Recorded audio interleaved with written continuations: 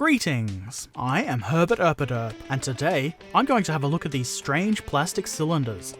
These are in fact textured rolling pins from Green Stuff World. The idea behind these is very simple. You use the rollers to roll green stuff, or I suppose any other putty or clay, and it will imprint a texture onto the rolled surface. There are quite a few textures to choose from with these rollers. I got 3. Factory ground, which as the name implies is intended to represent metal flooring and grates and things like that on a factory floor, or perhaps some kind of spaceship or whatever you would like to imagine. I also got bricks, which quite obviously represents bricks. Though to be honest, when I think bricks, I think uniform sizes. I would call this stones, like an old stone floor or wall maybe. Either way, I think it's a pretty useful pattern. And frozen. This one is supposed to represent a frozen icy surface that has been cracked and broken. I think it could also be used for a dried and cracked mud surface as well. Just looking at the rollers themselves isn't particularly useful or helpful. What we need is to see the results of the rollers rolling. There's obviously some kind of they see me rollin' joke here, but I got nothing.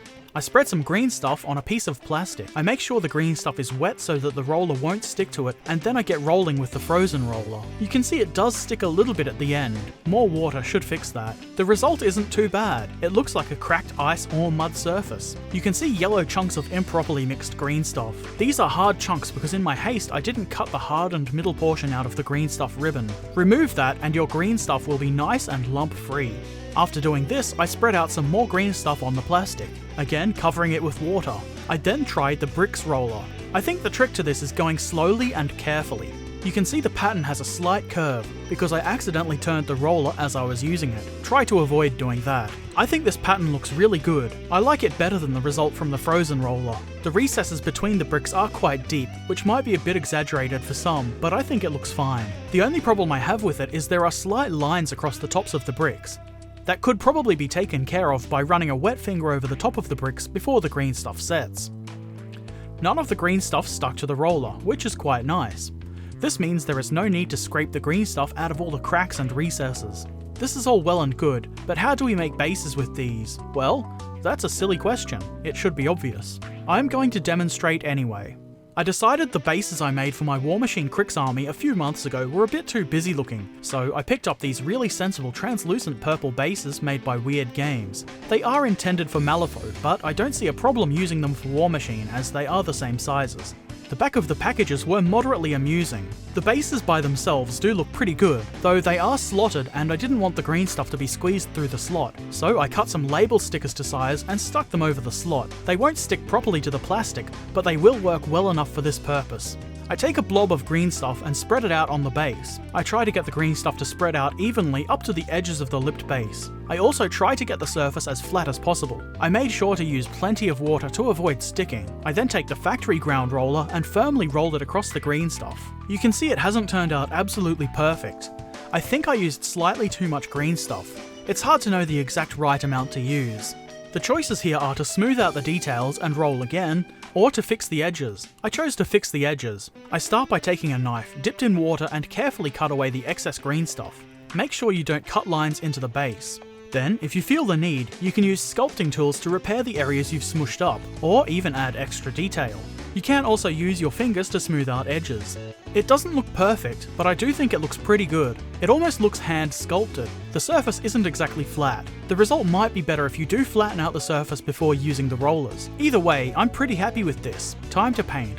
Because I used translucent bases, and I wanted them to stay that way, I had to mask them so they aren't obscured by paint. I used Umber mask oil for this. I was very careful to avoid getting the masking fluid on the green areas. You could use another brand of liquid mask, or if you want, go to the effort of trying to use tape, though that does sound like the hard way to me. I left the mask oil to properly set, and then I primed the bases using Vallejo Black Surface Primer. Next, I sprayed a base coat of Model Colour Black Grey. Then I added a light overspray of Model Colour London Grey, just to add a little bit of variation to the grey. I then dry brushed London Grey fairly roughly around the edges of all the gaps. I used this same colour as the previous step because I figured it would stand out a little bit more than the overspray without being too contrasting. I wanted it to be fairly subtle rather than standing out a lot.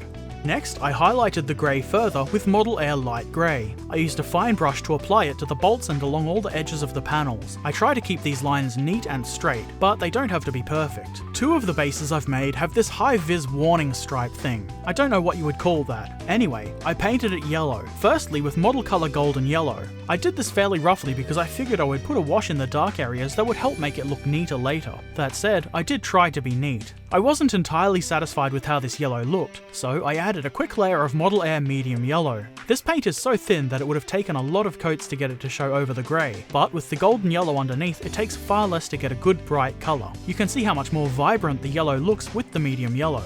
To add a little more variation in colour, I did a light dry brushing with Model Colour Light Yellow. I'm not sure this made a huge difference really. Next, I take some Secret Weapon Heavy Body Black and apply it undiluted to the dark areas of the warning stripes. I tried to do this neatly, but I did get some onto the yellow areas. Not a huge deal though, we can pass that off as dirt.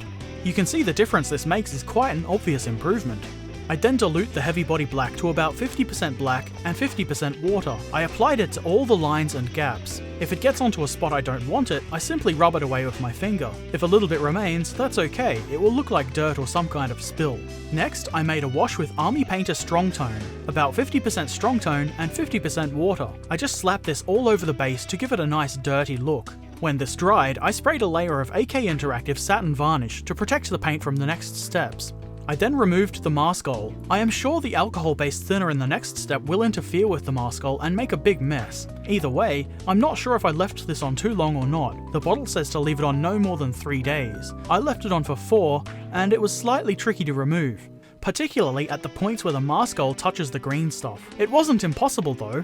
I used tweezers and a stiff bristled brush in a stabbing downwards motion with the bristles to scrape the maskol off. There were a few patches of green left behind, but it's not too big a deal. I fix it by applying Model Colour Black Grey with a fine brush. These areas are small enough that it won't stand out too much, and I didn't feel it needed any wash or anything to help it blend in with the rest of the base. In my opinion, these bases looked pretty good at this stage. I really like the translucent purple. They could be called complete now, but I decided to add a tiny little bit more weathering. I used AK Interactive Light Rust in various places around the base, particularly in the gaps of the damaged looking areas.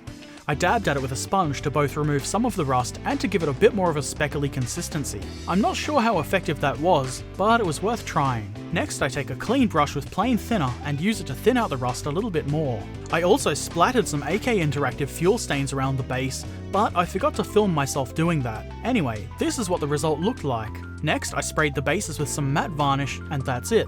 They're now ready for the models to be attached, which I won't be showing today. Tomorrow, or maybe the day after, depending how editing goes, I will post a video in which I paint the models that are going on these bases, and you can see the grand joining of model to base then. So stick around if you'd like to see that. This was my first time using these green stuff rollers, and I think they're pretty good. I'm really happy with how the factory ground one looks when it's all painted up.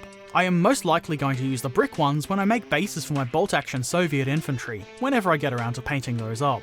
If you're interested, you can buy the rollers from Green Stuff World. I will put a link to their site in the description. Obviously, there are cheaper ways to texture green stuff, but these rollers can be used over and over again, and they're quick and easy to use, which appeals to me a lot. I like that I will be able to produce consistent bases just like the ones I've already made. I hope this video was interesting or helpful for you. As always, I would really like to hear any comments, questions or suggestions you might have in the comments section below on Facebook or Twitter. You can find social media links in the description. Don't forget to click like if you liked this and subscribe if you haven't already, and all those other YouTubey things. Thanks for watching. Farewell.